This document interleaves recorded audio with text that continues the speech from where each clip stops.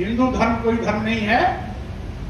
पहले कभी वैदिक काल था, जैन धर्म आया, बौद्ध धर्म आया, फिर उसके बाद हमारी तमाम अन्य संस्कृतियां आई, अन्य धर्मावलंबी भी आए। कभी यहूदी आया, कभी यूनानी आया, कभी मुगल आया, कभी अंग्रेज आए, कभी डच आए। हमने तो सभी संस्कृतियों को देखा। आज ऐलान करते हैं कि जो स्वामी प्रसाद मौर्य पे जूता मारेगा हम उसको 10 लाख रुपया देंगे। अगर मेरे ऊपर जूता पड़ने से किसी को 10 लाख रुपया मिलना है तो मैं तो जूता खा लूंगा, क्योंकि हजारों साल से मैं जूता खाते चला आया, इन मनवादी व्यवस्था के लोगों का शिकार होते चला आया है। हजारों साल से उन्होंने अपमान किया है, इसलिए अपमान हमारे लिए कोई बड़ी बात नहीं। मैं तो कसम खाया हूं इस अपमान करने वाले लोगों का बोरिया बिस्तर बंधवा के रख दूंगा, क्योंकि जिसे अपमानित करते हैं, ये जिसे अपमानित करते हैं, इनको वही जिंदा करके रखा हुआ। हमारे यहां पर बैठे हुए सत्य शोधक समाज की इस कार्यक्रम में आए हुए भाइयों बहनों, चढ़ावा तुम देते हो धर्म के नाम पर, दान दक्षिणा तुम देते हो, मालपुआ पूरी तुम खिलाते हो, इनकी ताकत तुम हो। जिस दिन तुम इनको दान दक्षिणा देना बंद कर दोगे, जिस दिन तुम इनको चढ़ावा देना बंद कर दोगे, जिस दिन तुम मालपुआ हलवा खिलाना बंद कर दोगे, यह आपके पैरों पर सिक्का देते नजर आएंगे। कहीं भी इनका कोई ठिकाना नहीं लगेगा। ये हमें अपमानित कर रहे हैं तो उसके दोषी हम हैं, हमारा समाज है। हमारा समाज इनको चढ़ावा देना बंद कर दे, दान दक्षिणा देना बंद कर दे, पैसा देना बंद कर दे, मालपुआ हलवा खाना बंद कर दे, तो हमारा अपमान करना भी बंद कर देंगे। हम इनको खिलाते रहेंगे तो ये हमें अपमानित करते रहेंगे। कि आजादी के बाद हमारा अपना भारतीय संविधान लागू हो गया, हमारा देश भारत एक संप्रभु राष्ट्र बन गया, तो हिंदू राष्ट्र की मांग क्यों? हिंदू राष्ट्र की मांग करने वाले लोग इस देश के दुश्मन हैं, भारतीय संविधान के दुश्मन हैं। वो नहीं चाहते कि बाबा साहब डॉक्टर अम्बेडकर का संविधान चले। वो हिंदू राष्ट्र बना करके यहां मनु का विधान लागू करना चाहते हैं। होशियार रहना हमारे दलित आदिवासी पिछड़े समाज के भाइयों, आपको ये एक इनकी चाल है। यद्यपि जब इंडिया और भारत की बात आई तो एक दिन पहले तक हिंदू राष्ट्र की मांग करने वाले लोग, हिंदू राष्ट्र की मांग करने वाले लोग यह बोलने लगे कि भारत को केवल भारत कहो, इंडिया मत कहो। लेकिन भारतीय संविधान के अनुच्छेद 1 में इस बात का स्पष्ट उल्लेख है कि इंडिया दैट इज भारत। यानी जब इंडिया संविधान में लिखा हुआ है तो उसको बोलने से रोक कौन सकता है? और एक दिन पहले हिंदू राष्ट्र की मांग करने वालों को भारत के प्रति प्रेम अचानक कैसे उमड़ा? साथियों, ये इनका ड्रामा है। सही मायने में हिंदू राष्ट्र की मांग कर ये भारत की संप्रभुता पर चोट करना चाहते हैं। हिंदू राष्ट्र की मांग कर भारतीय संविधान को बदलने की नापाक कोशिश करने का काम कर रहे हैं। इसीलिए आपको सावधान रहना है। हजारों साल तक इन लोगों ने धर्म के मकर जाल में हमें गुलाम बनाया। क्या विडंबना है, हम अपनी पीड़ा भी नहीं कह सकते। अगर हम अपनी पीड़ा कहते हैं तो मनवादी मीडिया कहता है कि स्वामी प्रसाद मौर्य का एक विवादित बयान और इंसाफ की मांग करना मीडिया के नजरों में विवादित बयान हो जाता है। आखिर मैं यही तो कहता हूं जो भारतीय संविधान कहता है। अगर भारतीय संविधान सबके सम्मान और स्वाभिमान की रक्षा करने का अधिकार देता है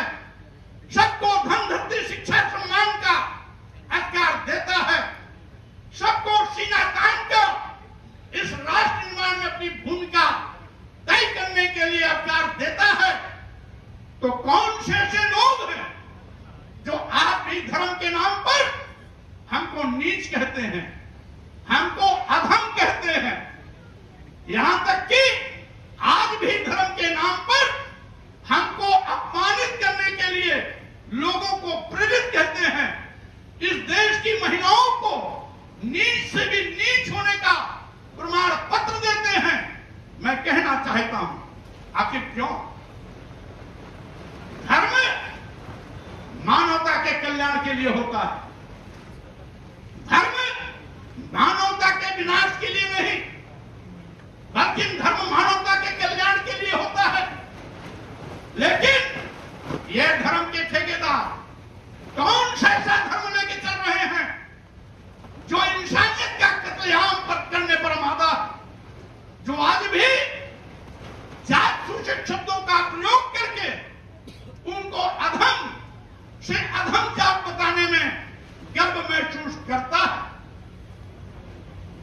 ये बड़ा अधम तेली कुम्हारा सुपच किरात कोल कलवरा, ये जितनी भी जातियां हैं, ये सब आदिवासी दलित और पिछड़े समाज की है। इनकी भाषा में बड़ भेदभाव के चक्कर में अगर इनके भाषा से बोला जाए तो शूद्र समाज की जातियां, भारतीय संविधान लागू होने के बाद आखिर इस प्रकार के बातों को बढ़ावा क्यों दिया जाता है? हमने तो केवल अनुरोध किया था, इस देश के राष्ट्रपति माननीय प्रधानमंत्री को इस बात के लिए कहा था कि जो आपत्तिजनक शब्द हैं इसको निकाल दिया जाए या तो प्रतिबंधित किया जाए। पूरे देश में घुटाला है। हमने यही मांग किया था कि ढोल गमाल सूद पशुनारी शकल ताड़ना केतकारी, आखिर ये सब मारने पीटने के पात्र क्यों हैं? ढोल तो पीटा जाता है इसलिए उससे उसकी सुर निकाली जाती है, लेकिन इस देश की महिलाओं को, इस देश के शुद्ध समाज को अपमानित करने का ये अपराध धर्म के ठेकेदार क्यों कर रहे हैं? क्योंकि हमारा भारतीय संविधान कहता है अनुच्छेद 14 के अंतर्गत कि हम धर्म, जाति, लिंग, जन्म स्थान के आधार पर किसी के साथ कोई भेदभाव नहीं कर सकते। जब लिंग के आधार पर हम किसी के साथ कोई भेदभाव नहीं कर सकते तो महिलाओं के साथ भेदभाव क्यों? जब हम जाति के आधार पर किसी के साथ भेदभाव नहीं कर सकते तो जात सूचक शब्दों का प्रयोग कर उनको नीच और अधम कहने का अधिकार क्यों? मैं केवल इतने कहना चाहता हूं साथियों कि आज हमारा संस्कार है भाईचारे का। हम बोलते हैं हिंदू, मुस्लिम, सिख, ईसाई सब हैं आपस में भाई भाई। हम तो भाईचारा पैदा करना चाहते हैं और ये भाईचारा तोड़ना चाहते हैं। और साथियों, जिस धर्म को ये हिंदू धर्म कहते हैं इसमें भी एक चाल है, ये है ब्राह्मण धर्म। क्योंकि इस धर्म में केवल ब्राह्मणों को सम्मान मिलता है, क्षत्रियों को भी 2 दर्जे का दर्जा दिया गया, क्षत्रियों को भी पढ़ने लिखने से वंचित किया गया था, उनको केवल सत्र विद्या सिखाई जाती थी। शास्त्र खुद सीखते थे और सत्र विद्या क्षत्रियों को सिखाते थे। वैश्य समाज को केवल बनियों भाषा सिखाई जाती थी, उनको न शास्त्र सिखाया जाता था न सत्र सिखाया जाता था, उनको बनियों की भाषा सिखाई जाती थी। शूद्र को तो बिल्कुल पढ़ाया लिखाया ही नहीं जाता था। तो ये भेदभाव कैसे? भेदभाव नहीं है क्या? तो इसीलिए मैंने कहा ये केवल ब्राह्मण धर्म है, क्योंकि इसमें केवल ब्राह्मणों की प्रार्थना के लिए लिखा गया है। जैसे कि मैंने अभी कहा, ब्राह्मण तो स्वयं हुआ मनुस्मृति, 5 साल 10 साल में 100 साल के क्षत्रिय का बाप, 5 साल का ब्राह्मण, यानी ब्राह्मण का वर्चस्व। और मानस में भी कि पूजे विप्र सकल गुणहीना, सकल गुणहीना, सभी गुणों से हीन हो, चोर हो, लंपट हो, व्यभिचारी हो, डकैत हो, हत्यारा हो, लेकिन विप्र है तो उसका सम्मान करो। यानी इसमें भी एक वर्ग विशेष का सम्मान। पूजन शूद्र गुण ज्ञान प्रवीणा, ज्ञानी गुणी कुछ भी हो, वो अगर शूद्र है उसका सम्मान मत करो। ये हमारा धर्म कैसे हो सकता है? जो हमें नीच कहता हो, जो हमें अपमानित करने की बात करता हो, वो हमारा धर्म कैसे हो सकता है? इसीलिए 1933 की जाति जनगणना, सैनी जी, 1933 की जाति जनगणना में ब्राह्मणों की संख्या 3.5%। अगर इसको ब्राह्मण धर्म कहते तो 3.5% के लोग अल्पसंख्यक बन जाते। अल्पसंख्यक न बने इसीलिए अपने साथ जोड़ लिया क्षत्रियों को भी, वैश्यों को भी, शूद्रों को भी, जिससे कि अगर सबकी संख्या लेंगे तो हम मजाकी में आ जाएंगे। ये इनकी चाल है। और जब मोहन भागवत जी, माननीय मोदी जी, माननीय गडकरी जी कह दिए हिंदू धर्म नहीं है, और वही चीज स्वामी प्रसाद मौर्य कह दिया, तो अंतर क्या है? लेकिन स्वामी प्रसाद मौर्य जब कहेंगे तो हमारे मीडिया के भाई क्या लिखेंगे? विवादित बयान। और मोदी जी और गडकरी जी और मोहन भागवत जी कहेंगे तो विवादित बयान लिखने की इनकी हिम्मत नहीं, क्योंकि लिख देंगे तो दूसरे दिन जेल की सलाखों में हमारे मीडिया भाई दिखाई पड़ेंगे। इसीलिए मैं कहना चाहता हूं साथियों, सत्य शोधक समाज के सम्मेलन में संकल्प लेके जाओ कि महात्मा ज्योतिबा फुले जी ने, सावित्रीबाई फुले जी ने जो हमें सच समझने की सीख दी, उसको सीखो, उसको समझो और उसको रास्ते पर चलो। जिस दिन सच पर चलना आप समझ जाओगे, अपने आप आपके सम्मान और सम्मान का परचम लहराएगा। इन्हीं शब्दों के साथ में मैं आप सबको बहुत बहुत धन्यवाद देता हूँ, बधाई देता हूँ, शुभकामनाएं देता हूँ। आज 150वीं सत्य शोधक समाज के स्थापना के